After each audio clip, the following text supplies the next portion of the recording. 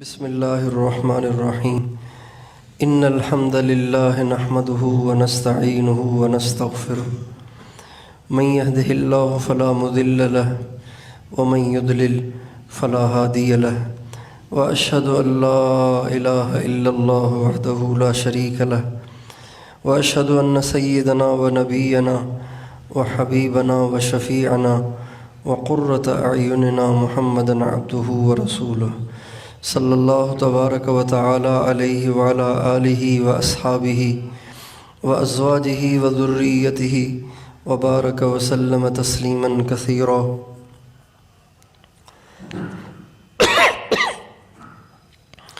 اما بعد فاعوذ باللہ من الشیطان الرجیم بسم اللہ الرحمن الرحیم ان اللہ یبسط الرزق لمن یشاء ویقدر وقال تعالی یقلب اللہ اللیل والنہار سبحان ربک رب العزت عما یصفون وسلام علی المرسلین والحمد للہ رب العالمین۔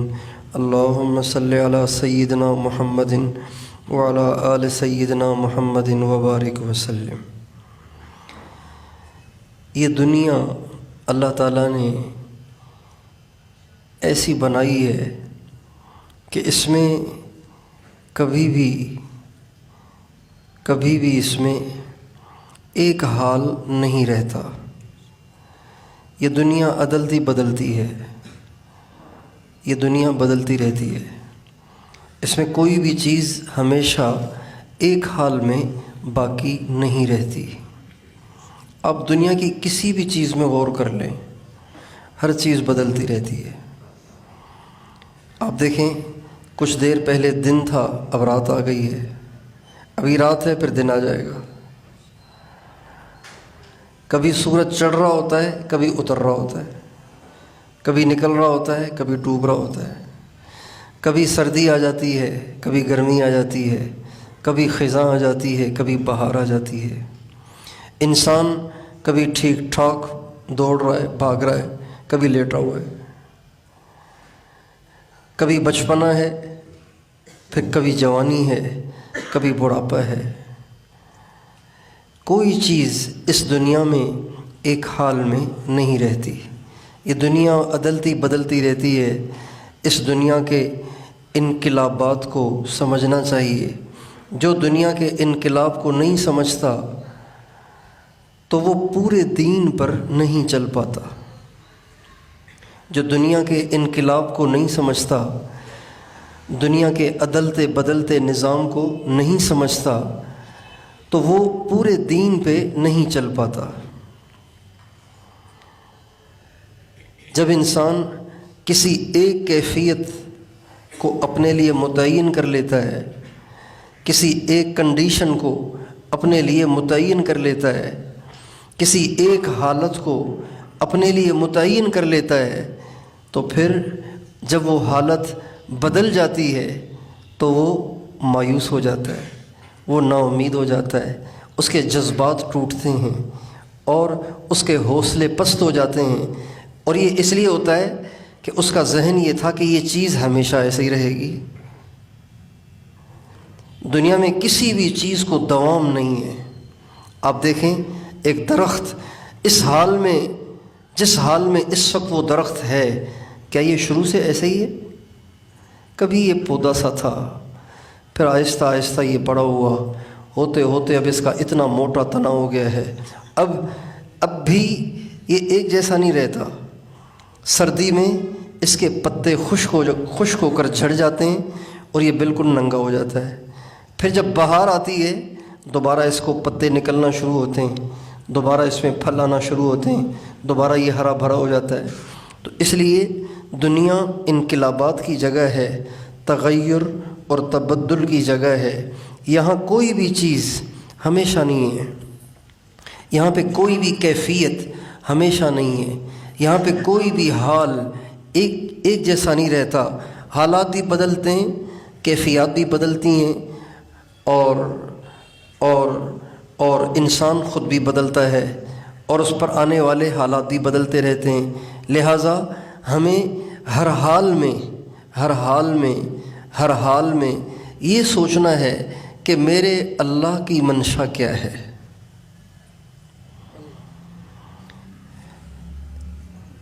حضرت حنظلہ رضی اللہ عنہ ہمارے نبی کے صحابی ہیں۔ آپ علیہ السلام کی مجلس میں بیٹھے ہوئے تھے تو کوئی بات چل رہی تھی، جہنم کی، آخرت کی کوئی بات چل رہی تھی۔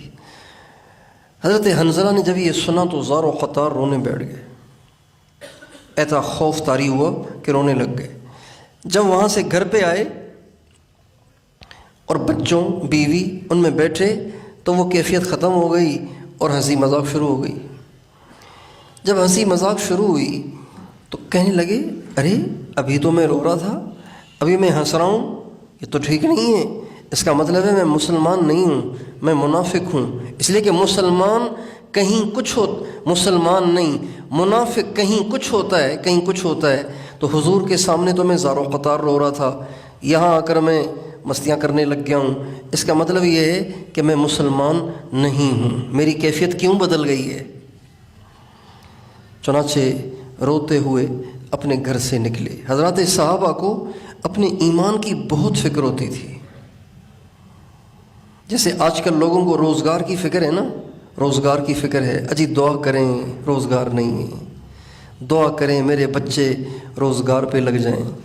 کعبے میں بھی یہی دعائیں، حضور کے روضے پہ بھی یہی دعائیں، بزرگوں سے بھی یہی دعائیں، تبلیغ میں جا کے بھی یہی دعائیں، اور کسی مجلس میں چلے گئے، محفل میں چلے گئے اور وہاں آنسو نکلنے لگے اللہ کی بات سن کے تو وہاں بھی یہی دعائیں۔ ایسا بھوت سوار ہو گیا ہے روزگار کا اور روٹی کا کہ جہاں موقع ملے ہم یہی دعا کرتے ہیں۔ بالکل اسی طرح بلکہ اس سے بہت زیادہ حضرات صحابہ کرام کو ہر وقت ایمان کی فکر رہتی تھی، ایمان کی۔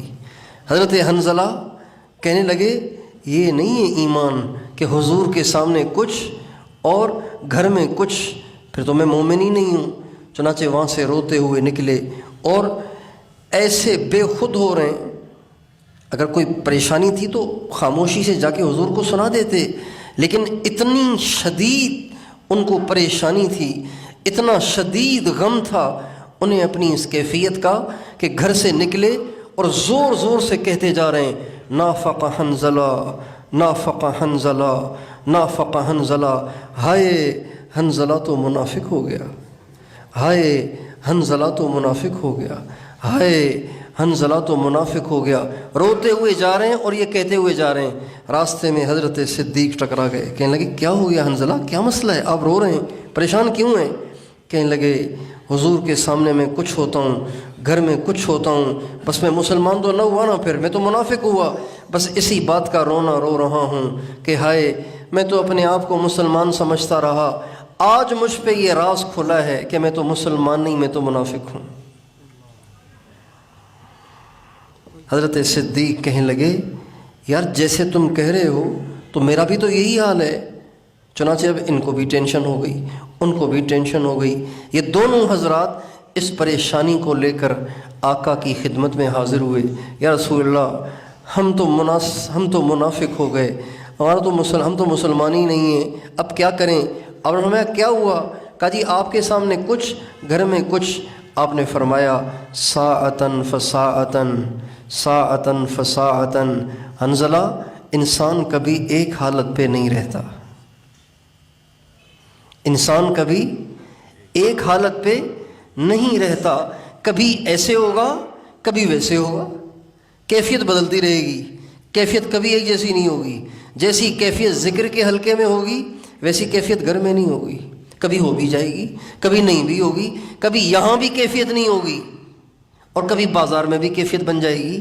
انسان کے حالات عدلتے بدلتے رہتے ہیں، اس لیے انسان کو ہمیشہ اس دنیا کو تغیر اور تبدل کا جہان سمجھنا چاہیے۔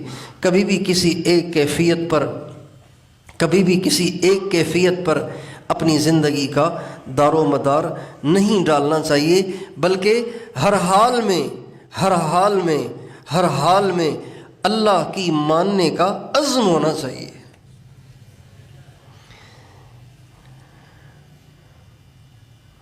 مولانا الیاس صاحب ہمارے ایک بہت بڑے بزرگ گزرے ہیں،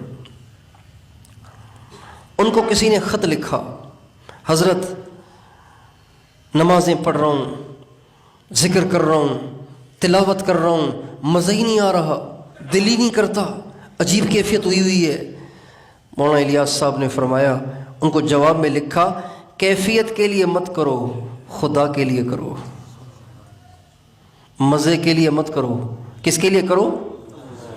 تہجد اس لیے پڑھ رہے ہیں کہ دل کر رہا ہے، مراقبہ اس لیے کر رہے ہیں کہ جب بیٹھتے ہیں تو دل واقعی اللہ اللہ کر رہا ہوتا ہے اور ایک مزہ آ رہا ہوتا ہے، تو یہ تو مزے کے لیے کر رہے ہیں، اللہ کے لیے تو نہیں کر رہے۔ اللہ کے لیے کیا ہے کہ مزہ نہیں بھی آ رہا، پھر بھی جب وقت آیا تو سر جھکا کے بیٹھ گئے اور اپنی زبان حال سے یوں کہہ رہے ہیں، اللہ دل چاہے نہ چاہے میں نے تو تجھے یاد کرنا ہے، دل چاہے تو بھی تجھے یاد کرنا ہے اور دل نہ چاہے تو بھی تجھے یاد کرنا ہے۔ اکثر سالکین یہاں ٹھوکر کھا جاتے ہیں،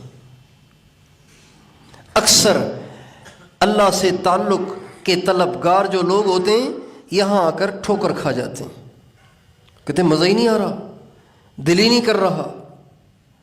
اللہ تعالیٰ فرماتے ہیں، اللہ یبسط الرزق لمن یشاء ویقدر، اللہ فرماتے ہیں جس کے لیے میں چاہتا ہوں اس کو قبض دیتا ہوں، جس کے لیے چاہتا ہوں اس کو بسط دیتا ہوں۔ قبض کسے کہتے ہیں؟ کسی کام کرنے کو دل ہی نہ کرے، اس کو قبض کہتے ہیں۔ اور بسط کسے کہتے ہیں؟ کہ اللہ پہ جان دینے کو دل کر رہا ہو، دل کر رہا ہے کہ میں بیٹھا ہی رہوں، دل ڈھونڈتا ہے پھر وہی فرصت کے رات دن، بیٹھے رہیں تصور جانا کیے ہوئے۔ کبھی یہ کیفیت بن جاتی ہے کہ کوئی نہ چھیڑے مجھے، بس مجھے اللہ کی ذات میں مشغول ہونے دیں، مجھے اللہ کی یاد میں لگا رہنے دیں۔ کبھی یہ کیفیت ہو جاتی ہے۔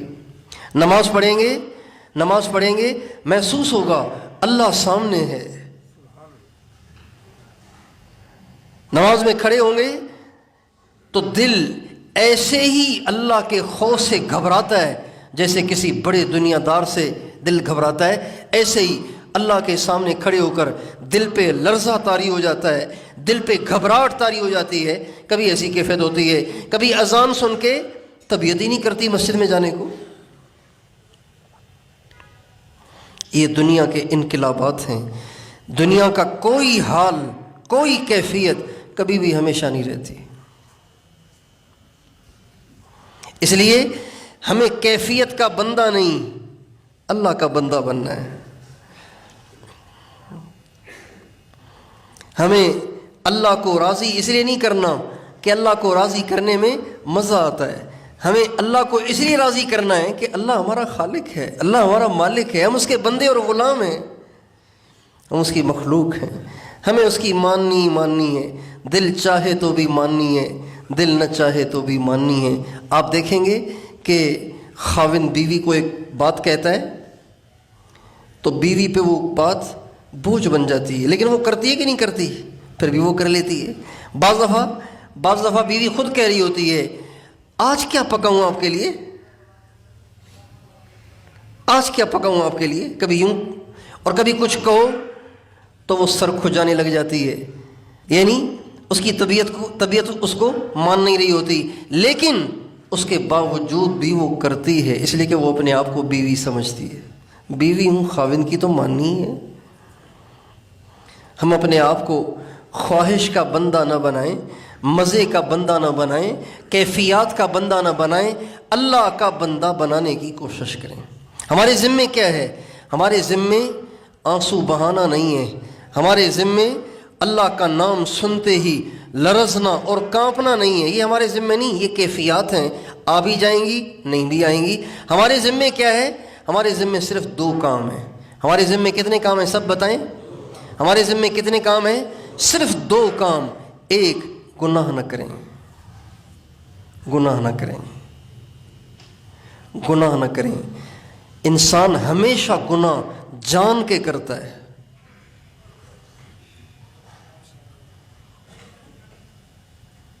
ہمیشہ انسان جان کے گناہ کرتا ہے، چاہے وہ انجان بن جائے لیکن جان کے کرتا ہے۔ گناہ نہ کریں، گناہ انسان اپنے اختیار سے کرتا ہے، اپنے اختیار سے کرتا ہے۔ بعض لوگ کہتے ہیں کہ جی مجھ پہ بہت زیادہ اثرات ہیں اس لیے مجھ سے نماز پڑھی نہیں جاتی۔ وہ غلط کہتے ہیں، وہ جھوٹ کہتے ہیں، ان کو شیطان کا دھوکہ ہے، وہ اس لیے نماز نہیں پڑھ رہے، ان کی نمازیں اس لیے نہیں چھوٹ رہی کہ ان پہ اثرات ہیں، ان کی نمازیں اس لیے چھوٹ رہی ہیں کہ ان سے کوئی گناہ ہوا ہے جس کی سزا میں اللہ نے اپنی حاضری سے محروم کر رکھا ہے۔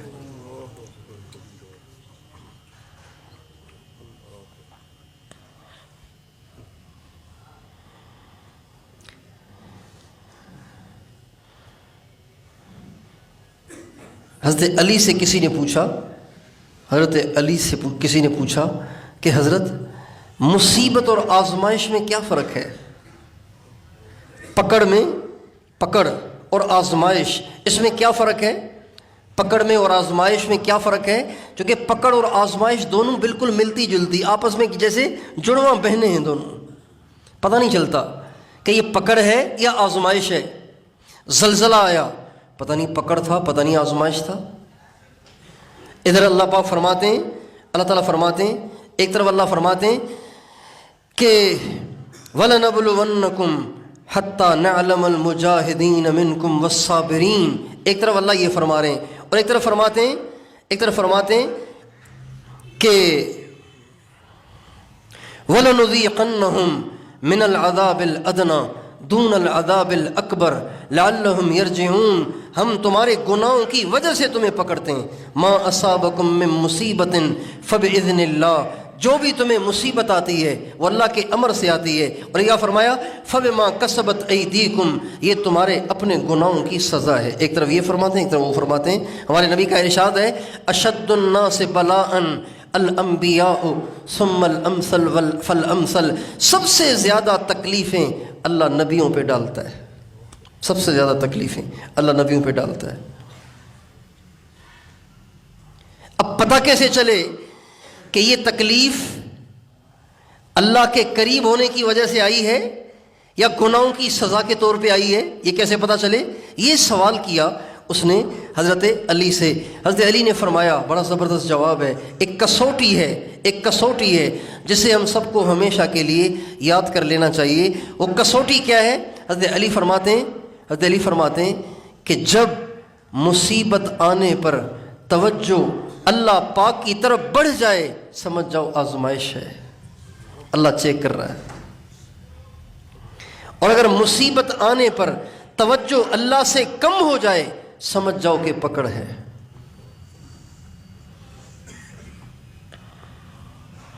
جن لوگوں کی پریشانیاں انہیں مسجد میں آنے سے روکے ہوئے ہیں، انہیں رات کو اٹھنے سے روکے ہوئے ہیں، انہیں مراقبے سے روکے ہوئے ہیں، انہیں ذکر سے روکے ہوئے ہیں، انہیں تبلیغ سے روکے ہوئے ہیں، انہیں دین کے کسی بھی کام سے روکے ہوئے ہیں، وہ آزمائش نہیں ہے، ان کو سزا ہے گناہوں کی، وہ پکڑ ہے۔ اس پہ اجر نہیں ملے گا، اجر نہیں ہے اس پہ، یہ پکڑ ہے، یہ سزا ہے، اللہ پاک کی طرف سے مواخذہ ہے۔ پھر فرمایا اگر توجہ اللہ پاک سے کم ہو جائے تو سزا ہے، عذاب ہے، پکڑ ہے، اور اگر توجہ بڑھ جائے تو سمجھ جاؤ کہ آزمائش ہے، اللہ قریب کرنا چاہتا ہے، اور آگے بڑھانا چاہتا ہے، اور اوپر لے جانا چاہتا ہے۔ اس لیے ہمارے ذمے دو کام ہیں، ہمارے ذمے کتنے کام ہیں؟ گناہ نہ کریں، چاہے نفس کا کتنا شدید تقاضا ہو، گناہ نہ کریں، ایک، اور دوسرا میرے ذمے جو اللہ کے احکام ہیں، جو معمولات ہیں، اس کو پورا کریں۔ کیفیت کیا ہے یہ ہمارے ذمے نہیں ہے۔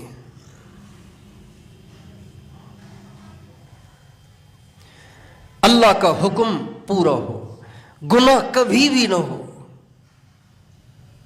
اور اللہ پاک کا حکم پورا نہیں ہو، ہاں جو لوگ مزہ بھی نہیں آ رہا پھر بھی کیے جا رہے ہیں، فائدہ بھی نہیں ہو رہا پھر بھی کیے جا رہے ہیں، تو ان کو فائدہ محسوس نہ ہونا، کیفیت محسوس نہ ہونا، ان کو اللہ کے اور قریب کرنے کے لیے ہے۔ ایک بہت بڑے بزرگ تھے حضرت خواجہ بہاؤالدین نقشبند رحمۃ اللہ علیہ، سلسلہ عالیہ نقشبندیہ کے بانی اور مجدد وہ ہیں، ان کے ذریعے سے سلسلہ نقشبندیہ چلا ہے۔ تو ایک دفعہ ان پر ایسی کیفیت طاری ہوئی کہ کچھ کرنے کو جی ہی نہ کرے، مزہ ہی نہ آئے، کیفیت ہی نہ بنے، اتنے بڑے اللہ والے لیکن ساری کیفیتیں ختم، نہ دل اللہ اللہ کر رہا ہے اور نہ آنکھ سے آنسو بہہ رہے ہیں، نہ اللہ سے محبت محسوس ہو رہی ہے، نہ حضور سے محبت محسوس ہو رہی ہے، ایسے لگ رہا ہے جیسے بالکل خالی ہو گئے، جیسے غبارے سے ہوا نکل گئی، ایسی کیفیت۔ اور بہت دن تک ان کی یہ کیفیت رہی، یہ اللہ سے مانگتے رہے اللہ رحم فرما، مجھے اپنی محبت کی جو لذت اور چاشنی تو مجھے چکھایا کرتا تھا وہ دوبارہ چکھا مجھے محروم نہ کر۔ مانگتے رہے اللہ سے، مانگتے رہے اللہ سے، مانگتے رہے اللہ سے۔ یہ وہ کیفیت ہے جو اس بات کی دلیل ہے کہ پکڑ نہیں آزمائش ہے۔ جب بہت دن ہو گئے مانگتے مانگتے تو سوچنے لگے کہ شاید اللہ تعالیٰ اب چاہتے نہیں ہیں، لہٰذا اب یہ کہ پھر میں چلیں کوئی دنیا کا کام کاج کر لوں، دنیا کا کوئی کام کاج کر لوں، کوئی مزدوری کر لوں۔ چنانچہ وہاں سے اٹھے اور باہر نکلے اور قریب تھا کہ کسی دنیا کے کام میں جا پھنسیں تو دیوار پہ ایک شعر لکھا ہوا دیکھا، فارسی میں ایک شعر لکھا ہوا تھا جس کا مطلب یہ تھا، کہاں جا رہا ہے مجھے چھوڑ کے ادھر آ میں تیرا ہوں، کہاں جا رہا ہے مجھے چھوڑ کے ادھر آ میں تیرا ہوں۔ یہ شعر پڑھا، ایک دم ایسی کیفیت طاری ہوئی، ایسا وجد آیا کہ وہیں بیٹھ گئے، اور اتنا رونا آیا کہ اگلی پچھلی ساری کسر نکل گئی۔ جب یہ رونا آیا تو اس وقت اللہ تعالیٰ سے دعا کی، اے اللہ میں تیرے بندوں کو تجھ سے ملانا چاہتا ہوں، اور تیرے بندوں میں اب وہ ہمت نہیں ہے کہ لمبے لمبے مجاہدے کریں اور کئی دن جنگل میں گزار لیں اور کئی دن کھانا نہ کھائیں، کئی دن نہ سوئیں، بس عبادت ہی عبادت کریں۔ اے اللہ تیرے بندوں میں اب وہ سکت نہیں رہی، اے اللہ مجھے کوئی ایسا طریقہ سجھا کہ آسانی سے تیرا بندہ تجھ تک پہنچ جائے۔ اس رونے والی کیفیت میں جب یہ دعا مانگی تو اللہ تعالیٰ نے ان کو یہ نقش بندی سلسلے کا طریقہ سکھایا۔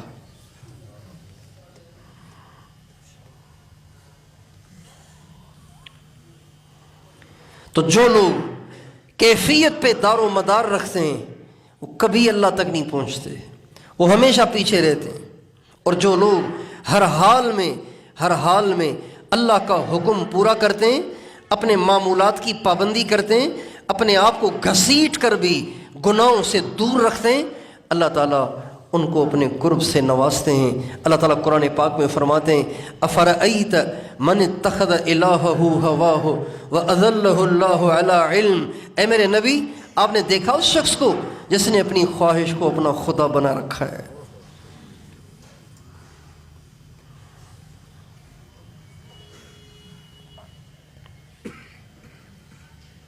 تو اس لیے کبھی بھی راہ معرفت کے سالک کو، اللہ کے طلبگار کو اس بات سے پریشان نہیں ہونا چاہیے کہ کیفیت ہی نہیں بن رہی، مزہ ہی نہیں آ رہا، دھیان ہی نہیں آ رہا، محسوس ہی نہیں ہو رہا۔ یہ بات بہت سننے کو ملتی ہے، اس لیے عرض کر رہا ہوں کبھی بھی اس میں نہیں پڑھنا چاہیے، بلکہ اسے زبان حال سے یوں کہنا چاہیے، یا اللہ مزہ آئے نہ آئے میں نے تو تجھے یاد کرنا ہی کرنا ہے۔ ہمارے حاجی صاحب عبدالوہاب صاحب پر ایک دفعہ ایسی مایوسی طاری ہوئی، چونکہ ان کے دل میں اللہ نے انسانیت کی ہدایت کا اتنا شدید غم ڈالا تھا کہ نہ ان کو رات کو چین ہوتا تھا نہ دن کو چین ہوتا تھا۔ ہم نے اپنی پوری زندگی میں ایسا جنونی آدمی دنیا کے لیے بھی نہیں دیکھا، دین کے لیے تو ویسے ہی نہیں دیکھا، دنیا کے لیے بھی کسی کو ایسا جنونی نہیں دیکھا جیسا ان کو اللہ کی محبت میں، انسانیت کی ہدایت کے لیے اور امت کے غم میں جیسا ہم نے ان کو جنونی دیکھا، کسی کو نہیں دیکھا۔ جنونی، ہوش ہی نہیں کسی چیز کا، دھیان ہی نہیں کسی چیز کی طرف۔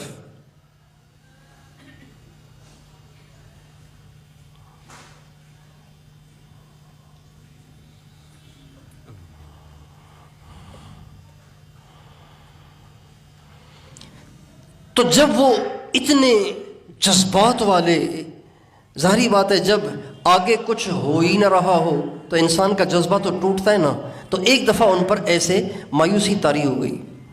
یہ بات میں نے حضرت مولانا جمشید صاحب نور اللہ مرقدہ کی مبارک زبان سے خود ان گنہگار کانوں سے سنی۔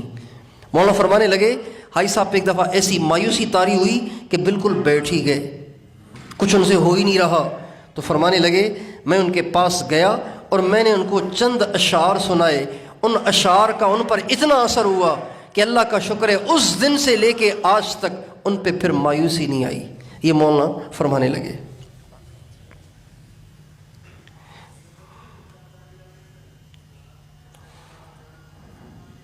وہ اشعار کیا تھے؟ وہ اشعار سنیے۔ منہ کو سیے بصد سکون، جور و جفا اٹھائے جا۔ سمجھ گئے مطلب؟ سمجھ گئے؟ منہ تو سمجھتے ہیں نا۔ منہ کو سیے بصد سکون، کہنے والا کہہ رہا ہے، شاعر کہہ رہا ہے خاموشی کا سوئی دھاگا لے کر، خاموشی کا سوئی دھاگا لے کر اپنے ہونٹوں کو اس سے ٹانکے لگا لو، اپنے ہونٹوں کو اس سے ٹانکے لگا لو۔ منہ کو سیے بصد سکون، 100 خاموشیوں کے ساتھ، 100 خاموشیوں کے ساتھ اپنے دونوں ہونٹوں کو ٹانکے لگا کے سی کر اسے سیل کر دو، سیل کر دو، اسے بند کر دو۔ منہ کو سیے بصد سکون، جور و جفا اٹھائے جا، یعنی زبان حال سے کہہ دے کہ ہاں ستائے جا۔ اپنے ہونٹوں کو 100 خاموشیوں کے ٹانکے لگا کے سی کر اسے سیل کر دو کہ آہ بھی نہ نکلے، ایسا سیو اسے کہ آہ بھی نہ نکلے۔ گویا زبان حال سے ستانے والے کو، آزمانے والے کو یہ کہو کتنا آزماؤ گے، اور بھی آزما کے دیکھو ہم نہیں بولنے والے۔ یعنی زبان حال سے کہہ دے کہ ہاں ستائے جا۔ آگے فرماتے ہیں بیٹھے گا چین سے اگر، بیٹھے گا چین سے اگر، کام کے کیا رہیں گے پر۔ ایک پرندہ ہے، وہ پنجرے میں پھنسا ہوا ہے، اس کو پنجرے میں ڈال دیا ہے کسی شکاری نے۔ اب وہ پرندے سے کہہ رہا ہے کہ دیکھو تم ہو تو پنجرے میں، باہر نکل کے تم اڑ نہیں سکتے، لیکن پنجرے میں بھی سکون سے نہ بیٹھو، اپنے پر مارتے رہو۔ بیٹھے گا چین سے اگر، کام کے کیا رہیں گے پر، گو نہ نکل سکے مگر، پنجرے میں پھڑ پھڑائے جا۔ اگر باہر نہیں نکل سکتے تو بھی تمہیں اپنے پنجرے میں ہی اپنے پروں کو پھڑ پھڑاتے رہنا چاہیے۔ اگر پھڑ پھڑانا بھی چھوڑ دو گے تو سارا جسم معاف ہو جائے گا۔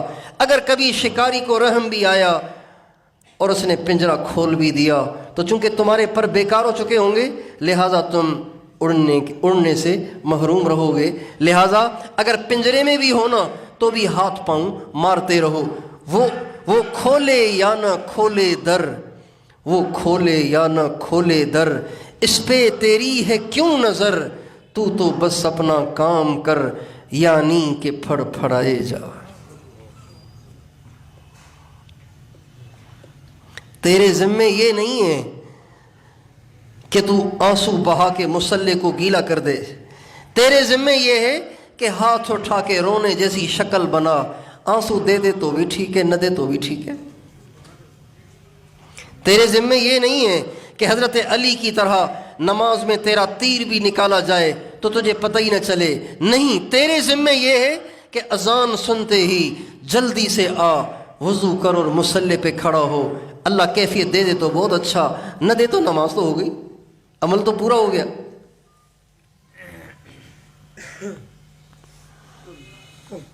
اس لیے جو لوگ اس دنیا کے تغیر اور تبدل اور انقلاب سے واقف نہیں ہوتے، وہ ایک کیفیت پر اپنی زندگی، اپنے دین کا دار و مدار کر کے اپنا نقصان کر جاتے ہیں۔ اس لیے کیفیت کوئی بھی ہو، ہمیں تو اللہ کو راضی کرنا ہے، دل چاہے تو بھی کرنا ہے، دل نہ چاہے تو بھی اسے راضی کرنا ہے۔ بس دو باتوں کا ہمیں التزام کرنا ہے، ہم سے گناہ نہ ہو اور ہم سے اللہ کی نافرمانی نہ ہو، اور اللہ کا کوئی حکم ہم سے نہ چھوٹے۔ اگر اللہ کا حکم چھوٹ رہا ہے تو اس کا یقین کریں کہ آپ سے کوئی ہوئی ہے نافرمانی، اللہ ناراض ہو گیا ہے۔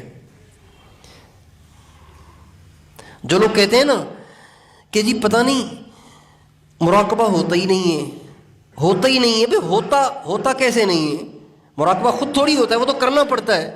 جو کہتے ہیں ہوتا نہیں ہے، ان کو اپنے آپ کو چیک کرنا چاہیے، ان سے ضرور کہیں گناہ ہو رہا ہے کہ اللہ تعالیٰ ان کو اپنی یاد میں بیٹھنے ہی نہیں دیتا۔ اللہ تعالیٰ کریم ہے، اللہ تعالیٰ رحیم ہے، ماں سے زیادہ مہربان ہے، کسی چیز کی توفیق دے کے وہ واپس نہیں لیتا، کسی کو ایک نعمت دے کر واپس نہیں لیتا۔ ہمارے نبی کا ارشاد ہے کہ جو شخص کسی کو ہدیہ دے دے پھر وہ ہدیہ اس سے واپس لے لے، وہ ایسا اس کتے کی طرح سے ہے جو اپنی الٹی کو چاٹ رہا ہے۔ سمجھ گئے؟ آپ نے کسی کو کوئی چیز ہدیہ کر دی، پھر آپ نے اسے واپس لے لی۔ آپ نے شال ہدیہ کر دی، پھر خیال آیا سردی زیادہ ہے، میرے پاس بھی نہیں ہے، یار مجھے واپس کر لو، میرا پروگرام بدل گیا ہے۔ ہمارے نبی کا ارشاد ہے اس شخص کی مثال اس کتے کی سی ہے جو اپنی الٹی چاٹ رہا ہو۔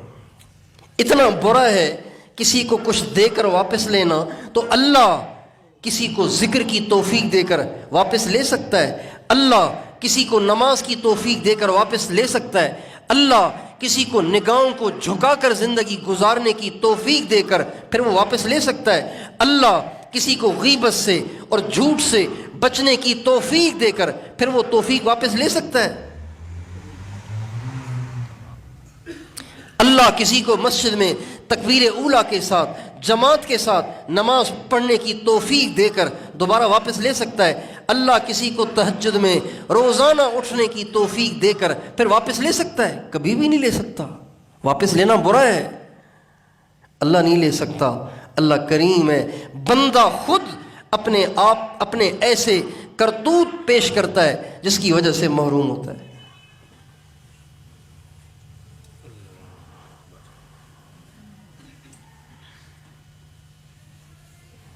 میں نے آپ کو موٹر سائیکل کی اجازت دی، میں نے کہا آپ اپنے کام کاج پہ جاتے ہیں تو میری موٹر سائیکل حاضر ہے، میں تو صبح کو ویسے ہی گھر میں ہوتا ہوں، آپ میری موٹر سائیکل لے جایا کریں، آپ بے شک اپنا کام کر کے پھر واپس چھوڑ دیا کریں۔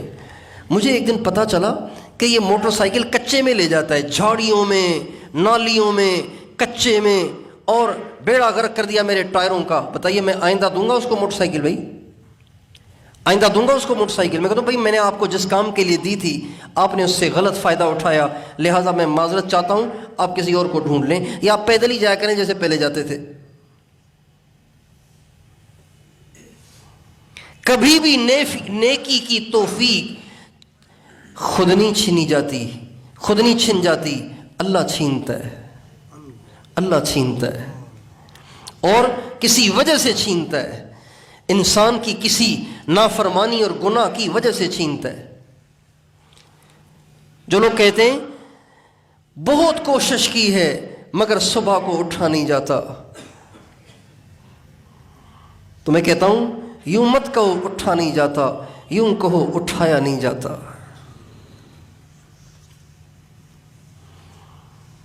اللہ آپ کو اپنے سامنے کھڑا ہونے کی توفیق ہی نہیں دیتے۔ اللہ پاک کو آپ کا اس کے سامنے صبح اٹھ کے کھڑا ہونا پسند ہی نہیں ہے۔ اللہ چاہتے ہیں یہ پڑا رہے مردار ایسے ہی۔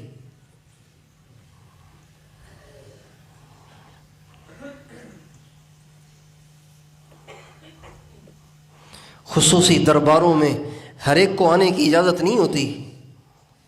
خصوصی دربار میں ہر ایک کو آنے کی اجازت نہیں ہوتی۔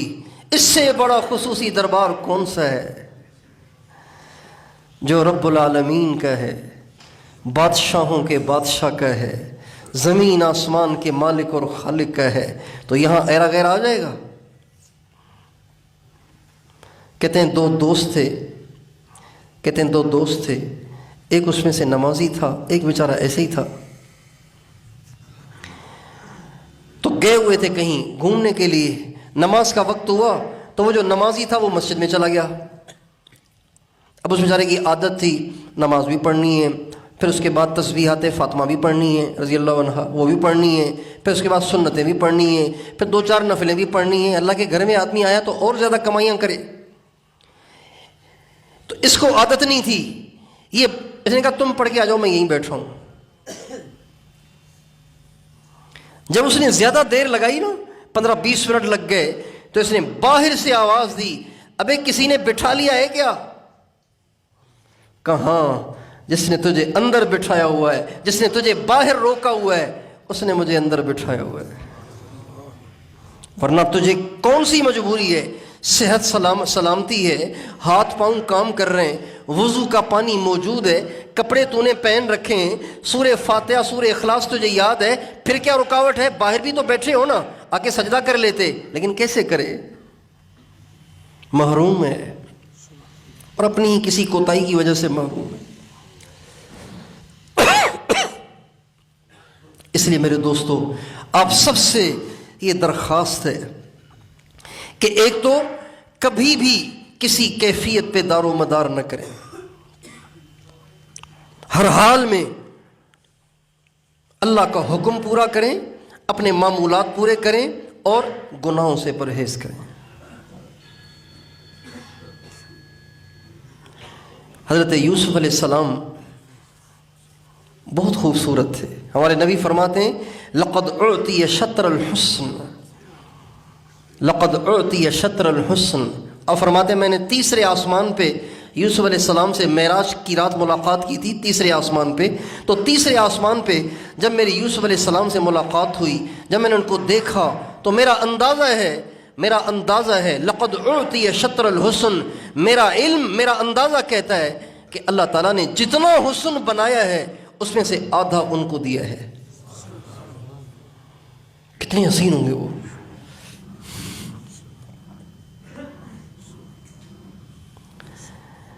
بادشاہ کے دربار میں آ کر رہنے لگے۔ بادشاہ کی بیوی زلیخا عاشق ہو گئی، عاشق ہو گئی، اور اس نے ایک ہیلا بنایا،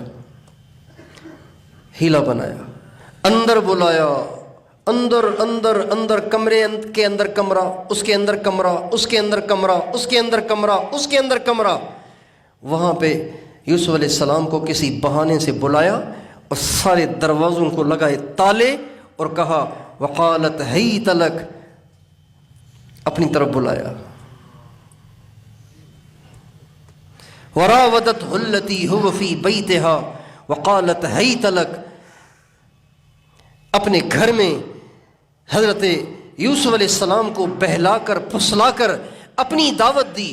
بادشاہ کی بیوی حسین تو ہوگی نا، کتنی نفیس ہوگی، کتنی حسین ہوگی، کتنی گوری ہوگی، اپنی طرف بلایا۔ جب اس نے اپنی طرف بلایا اور برائی کے لیے وہ 100% تیار ہو کر کھڑی ہو گئی اور یوسف علیہ السلام کو آواز دی، اپنی طرف دعوت دی، تو یوسف علیہ السلام پتہ ہے کیا فرمانے لگے؟ قال معاذ اللہ، اللہ کی پناہ۔ کیا مطلب؟ اے اللہ تو ہی بچائے گا، اے اللہ تو ہی بچائے گا۔ آگے اللہ کہتے ہیں کذالک لنصرف عنہ السوء والفحشاء، یوسف خود نہیں بچے، یوسف کو ہم نے بچایا تھا، یوسف خود نہیں بچے تھے، ہم نے بچایا تھا۔ جو کسی برائی میں مبتلا ہے وہ ڈرے اللہ سے، اللہ اس کو کیوں نہیں بچا رہا؟ اس کا مطلب ہے اس سے کوئی ہوئی ہے ایسی کوتاہی جس کی وجہ سے اللہ تعالیٰ نے اپنی نظر رحمت اس سے پھیر لی ہے۔ اللہ جب نظر رحمت پھیر لیتا ہے پھر بندہ برائیوں میں لگ جاتا ہے، اللہ کے احکام پورے نہیں کر پاتا، اور وہ کرنا چاہے بھی تو اسے نہیں ہو پاتے، اللہ کی کسی پکڑ کی وجہ سے، اللہ کی کسی ناراضگی کی وجہ سے۔ اس لیے ہمیشہ اس بات کو قاعدے کلیہ سمجھ کر ہمیشہ اس کو ہمیں پلے باندھنا چاہیے۔ جب کبھی ہم سے اللہ کا حکم چھوٹ رہا ہے سمجھ جائیں کوئی ہوا ہے کچھ، عمل کی توفیق نہیں ہو رہی، سمجھ جائیں کہ مالک ناراض ہو گیا ہے، اللہ ناراض ہو گیا ہے۔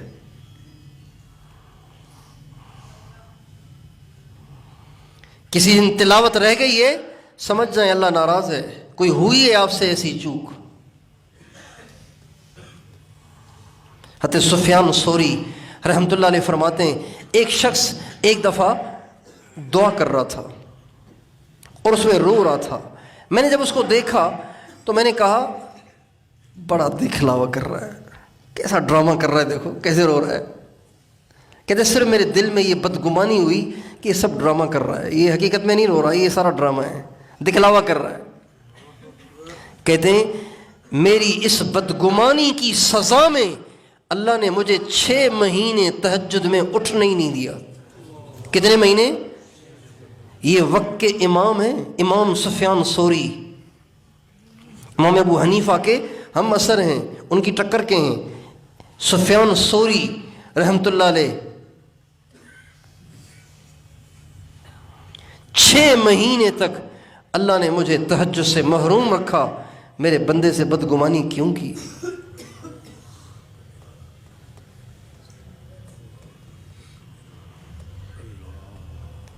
یہ جو گناہ ہے، گناہ یہ انسان کو نیکی سے محروم کر دیتے ہیں، توفیق سے محروم کر دیتے ہیں، اور پھر بعض دفعہ تو ایمان سے ہی محروم کر دیتے ہیں۔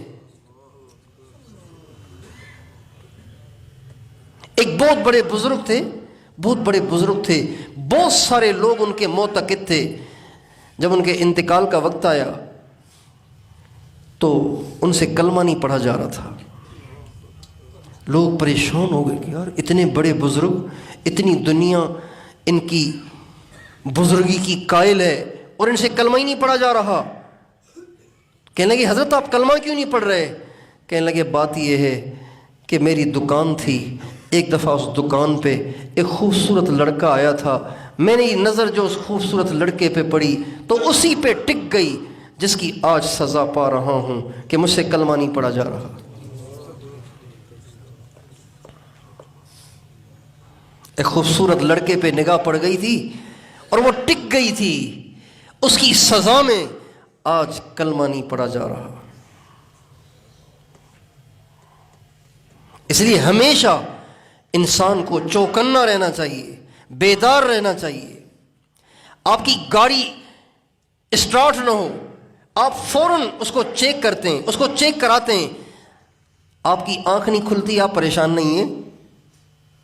آپ کی آنکھ نہیں کھل رہی، آپ کسی طبیب سے جا کے پوچھ نہیں رہے کہ بھئی میری آنکھ کیوں نہیں کھل رہی، کیا مسئلہ ہے میرے ساتھ؟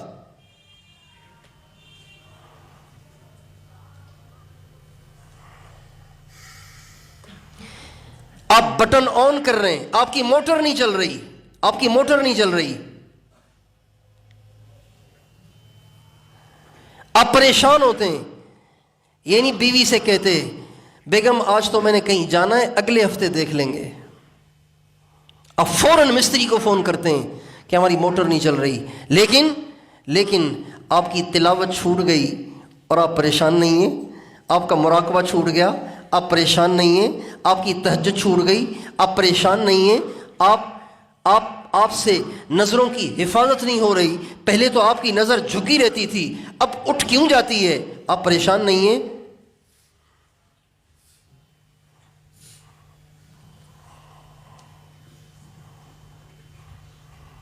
اس لیے کہ اس نقطے کو ہم نے سمجھا نہیں ہے کہ نیکی کی توفیق سلب ہوتی ہے کسی گناہ کی وجہ سے، نیکی کی توفیق چھن جاتی ہے، سلب ہو جاتی ہے کسی گناہ کی وجہ سے۔ جب تک ہم گناہ کرنا نہیں چھوڑیں گے، نیکی کی توفیق کے دروازے ہمارے لیے بند رہیں گے۔ اللہ تعالیٰ فرماتے ہیں اللہ یجتبی الیہ من یشاء، اللہ یجتبی الیہ من یشاء ویہدی الیہ من ینیب۔ اللہ فرماتے ہیں میں جس کو چاہتا ہوں اس کا انتخاب کرتا ہوں، اور انتخاب اس کا کرتا ہوں جو گڑ گڑا کے مجھ سے مانگ رہا ہوتا ہے۔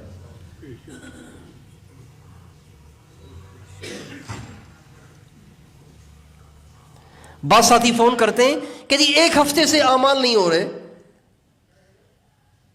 تو میں ان سے کہتا ہوں کبھی ایسے بھی ہوا ہے کہ 1 ہفتہ پیٹ میں درد رہا، 1 ہفتے کے بعد آپ ڈاکٹر کے پاس گئے ہوں؟ بھائی ڈاکٹر صاحب 1 ہفتے سے پیٹ میں درد ہے، میں نے کہا چلو آج آپ کو دکھا دوں۔ کتنی بے حسی کی بات ہے، کتنی بے اہمیتی کی بات ہے۔ اس کا مطلب ہے مرنا یاد نہیں ہے۔ اگر اسی بے توفیقی کے حال میں انسان مر جائے تو کیا ہوگا؟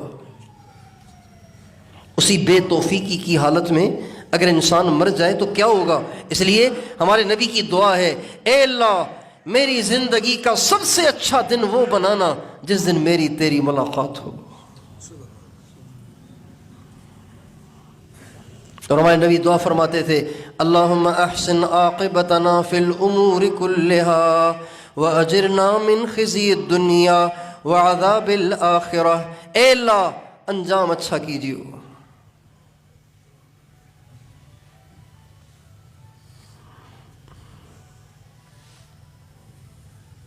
اس لیے ہمیشہ اس بات کو ہم ذہن میں رکھیں کہ نیکی کی توفیق کا نہ ہونا گناہ کی سزا ہے۔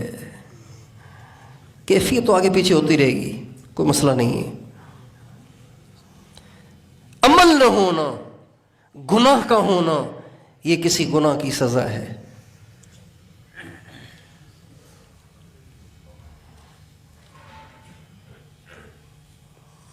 جب کوئی کسی سے بیزار آ جاتا ہے نا، کوئی کسی سے بیزار آ جاتا ہے نا تو کہتا ہے جو چاہے کر، چل یہاں سے، میں نہیں کہوں گا آئندہ تجھے۔ کہتے نہیں کہتے ہیں؟ بیزار آ جاتا ہے نا، میں نہیں کہوں گا تجھے، چل جو چاہے جا کے کر۔ بس یہ بات ہے۔ اللہ تعالیٰ جب بندے کی کسی غلطی سے ایسے بیزار آ جاتے ہیں تو پھر کہتے ہیں چل یہاں سے، کر کے دکھا، اب میں نہیں دیتا تجھے توفیق۔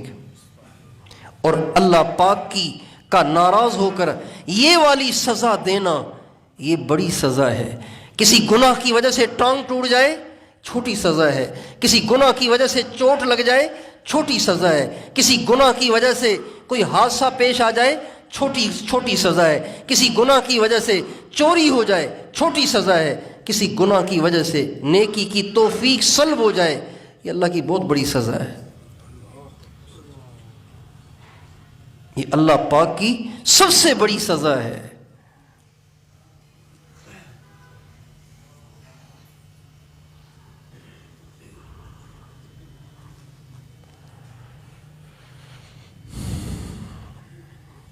تو آئندہ گناہوں سے بچنا ہے اور اپنے معمولات کا اہتمام کرنا ہے، اللہ کے حکم پورے کرنے ہیں۔ اور کبھی سستی اور غفلت ہونے لگے تو فوراً رجوع کرنا ہے، یا اللہ نظر رحمت نہ پھیر لینا، میں نہیں چل سکتا خود، یا اللہ نظر رحمت پھیر نہ لینا، میں نہیں چل پاؤں گا، اگر تو نے نظر رحمت پھیر لی میں نہیں چل پاؤں گا، تو ہی چلائے گا مجھے۔ اسألک مسألۃ المسکین وادعوک دعاء الخائف الضریر. ہمارے نبی کی دعا ہے، اے اللہ میری جھولی تیرے سامنے پھیلی ہوئی ہے، میں تیرے سامنے ایسے مانگ رہا ہوں جیسے مسکین مانگتا ہے، اور ایسے تجھ سے دعا کر رہا ہوں جیسے کوئی دکھوں کا مارا ہوا گھبرایا ہوا دعائیں کرتا ہے.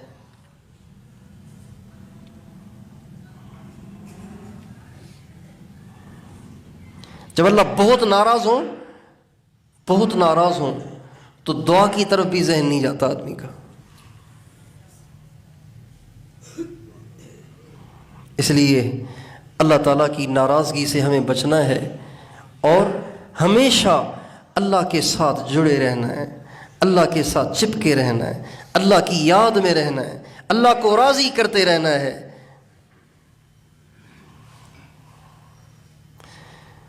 حضرت حاجی امداد اللہ صاحب مہاجر مکی رحمۃ اللہ علیہ کو کسی نے کہا، حضرت ذکر تو کرتا ہوں لیکن مزہ نہیں آتا. فرمایا یہ کیا کم ہے کہ اللہ تعالیٰ نے اتنے سارے اعضاء میں سے تیرے ایک عضو کو اپنے نام میں لگا رکھا ہے. یہ کیا کم انعام ہے کہ اللہ تعالیٰ نے تیری زبان کو اپنا نام لینے کی توفیق دے رکھی ہے. اور کیا چاہیے تجھے؟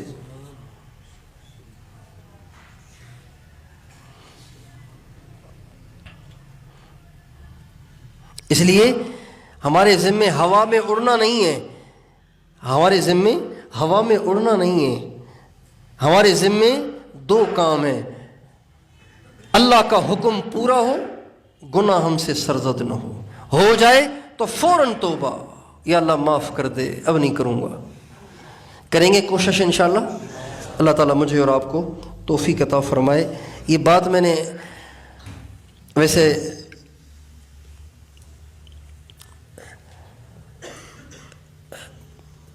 عنوان تو میرے ذہن میں کوئی اور تھا بیان کے حوالے سے، لیکن یہاں آنے کے بعد یہ بات ذہن میں آئی کہ اکثر ساتھی اس غلط فہمی میں مبتلا ہیں جس کی وجہ سے وہ اللہ سے دور ہوتے چلے جا رہے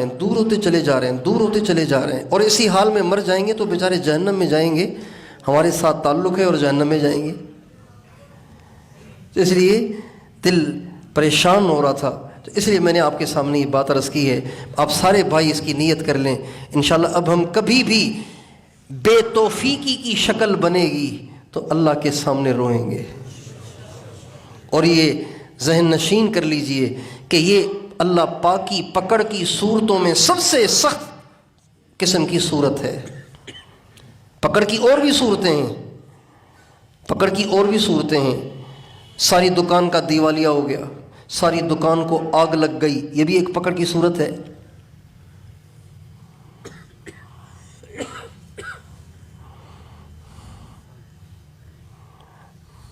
بیوی بھی نافرمان، بچے بھی نافرمان، یہ بھی ایک پکڑ کی صورت ہے. لیکن سب سے شدید پکڑ کی صورت یہ ہے کہ اللہ تعالیٰ اپنے قرب والے اعمال کی توفیق چھین لے. یہ سب سے شدید صورت ہے. اللہ تعالیٰ مجھے اور آپ کو اپنی پکڑ سے بچائے.